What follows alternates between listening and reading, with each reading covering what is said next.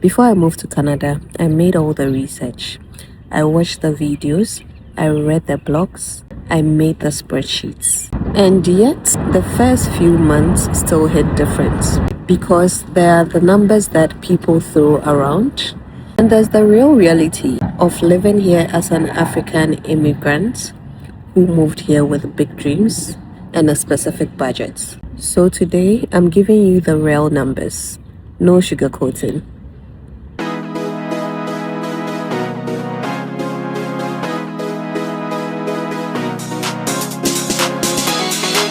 Hello, beautiful people.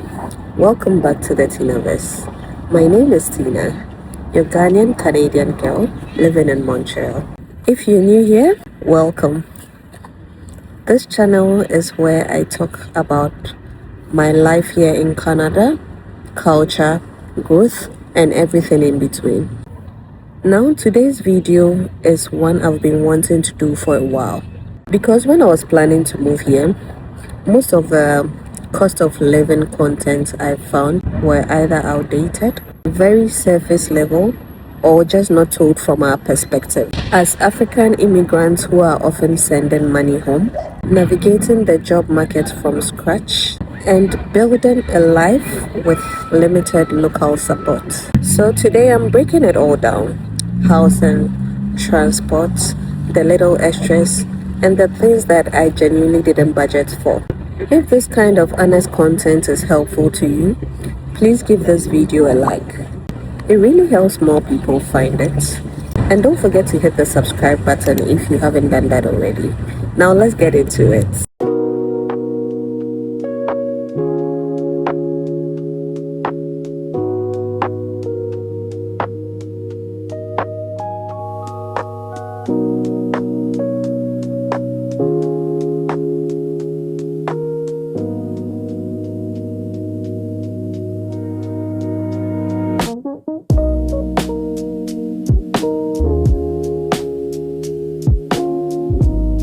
So let's start with the big one, housing. Montreal has a reputation of being the most affordable major city in Canada. And honestly, compared to the figures I've seen for Toronto and Vancouver, that's very true. I can only talk about the figures I've seen because I've not lived there yet. The only place that I have a realistic experience for is Montreal, because since I came to Canada, this has been my base. So anything I say about this place, I say it with facts because that is my real life experience. But affordable is relative, especially when you are just arriving and you don't have Canadian credit history yet. Usually when you're looking for your first place as a newcomer, a lot of landlords ask for proof of income, references, and even sometimes first and last month's rent upfront. As a newcomer, that is a lot to pull up quickly.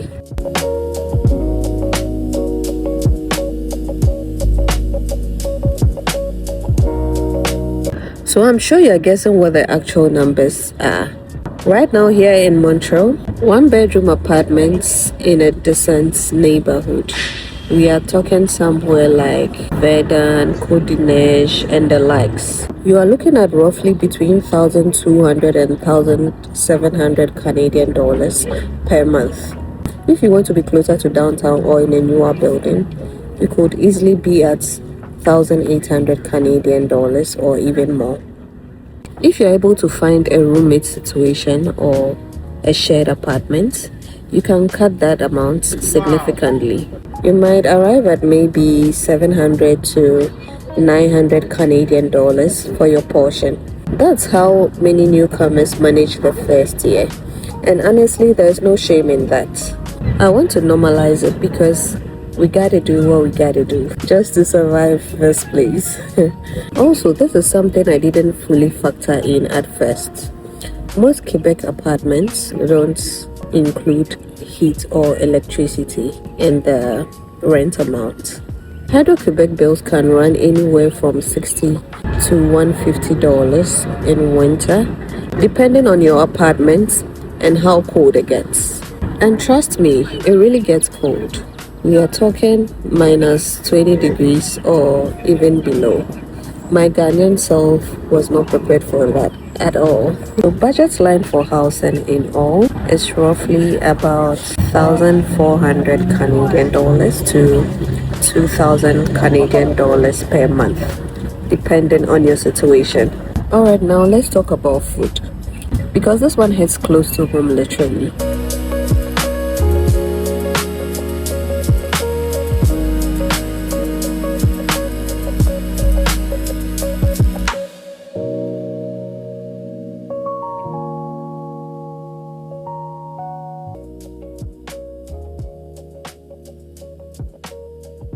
If you are cooking at home, which I 100% recommend, especially if you are starting out as a newcomer, a realistic monthly grocery budget is between 300 to 450 Canadian dollars per month for one person.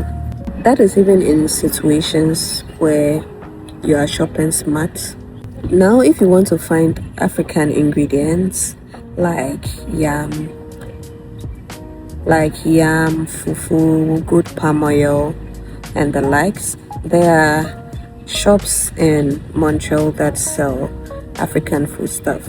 I have videos on this channel that show that. Those shops are lifesavers, especially for the local people like me. Those of us who cannot live without eating our local delicacies. Yes, it will do you a lot of good. However, those specialty food stuff are more expensive than back at home, so you have to factor that in. Eating out also adds up very fast. A casual lunch or dinner in Montreal is easily $18 to $25 with tip. The tip is mostly 15% of the amount, and it's more or less mandatory. Maybe I'll do another video for that, but yes, you have to include the tip as well. So if you are eating out even 3 times a week, you are adding over 200 Canadian dollars to your monthly expense without even noticing. Now let's talk about transports. Montreal's STM, which is the metro and the bus system, is actually very good. A monthly pass right now is about 104 Canadian dollars and some change. If you're working and commuting daily, that is your best investment. No car stress, no parking costs, no insurance. At my workplace, for instance, the parking area is a paid parking area. So if you decide to drive to work, you don't park your car freely. You have to pay for the parking. That is why you would always see me in the buses and the trains. I don't like stress. I want soft life. So the moment I get my bus pass, I hop on one bus or train to the other. I don't have to think about the extras. I don't have to bother about the others, For newcomers especially, I'll say skip the car in year 1 unless you absolutely need it. You don't have to get a car. If you do have a car, you need to budget an extra 150 to 200 Canadian dollars per month for insurance plus gas plus parking. It adds up quickly. So for the transport cost, we are looking at 100 to 300 Canadian dollars per month, depending on whether you have a car or not. Okay, this is the section I really needed when I arrived. The section that doesn't make it to the budget spreadsheets.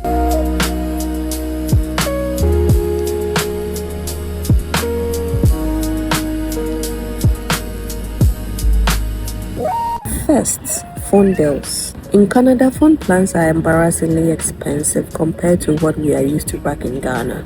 A decent plan with data, enough to actually function, would run you between 40 to 70 Canadian dollars per month. So as a newcomer, it is advisable to shop around for the smaller service providers. It will save your pockets a lot of money. Secondly, sending money home, what we call the black tax. I'm not going to say much about this because a lot of Africans do that, but nobody budgets for this publicly. Whether it's supporting family, contributing to something back at home, or just being the abroad person in your family. That's a real monthly line item for a lot of us. Make sure you budget honestly for this based on your situation. I'm not here to judge, I'm just here to help you plan. Thirdly, winter clothing.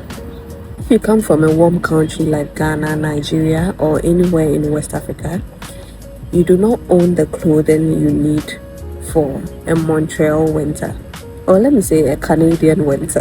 A good winter coat alone can cost between 150 to 400 Canadian dollars. Include boots, thermal layers, gloves. You are spending between 500 to 800 Canadian dollars in your first winter. That's if you decide to buy everything brand new. So as a new person, I'll say thrift stores are your best friend. Seriously, they're going to save your pocket a lot of money. Don't say I didn't tell you. Fourthly, the job search period. If you arrive and it takes 3, 6, or even 9 months to land something in your field, which is very common in Canada, your savings is what is going to carry you through that waiting period. So what I'll recommend is that if you are yet to come to Canada, come with more than what you think you need. A minimum of 6 months of runway is what I'll strongly recommend.